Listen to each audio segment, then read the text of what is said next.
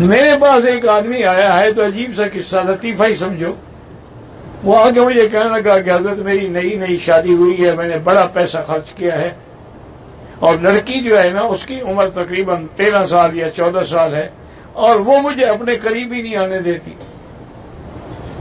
میں نے کہا پاگل آدمی، تمہاری عمر کتنا ہے اور ہٹے کٹے 12 سال کی لڑکی سے شادی کرو، وہ بیچاری ڈر کے مارے اس ہاتھی کو کیسے قریب آنے دے. انہوں نے کہا جی اب میں کیا کروں، طلاق. میں نے کہا طلاق نہ تو تم بیوی کو لے آؤ. وہ بھی اچانک گیا بیوی کو لے آیا.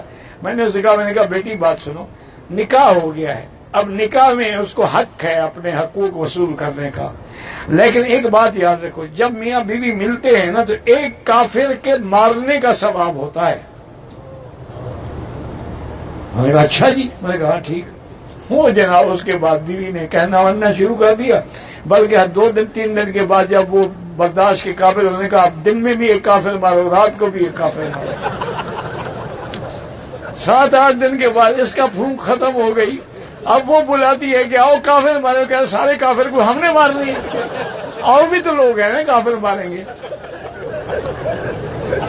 تو اس قسم کے ہیلے بھی ہم مولویوں کو کرنے پڑتے ہیں نا، ہم کیا کریں.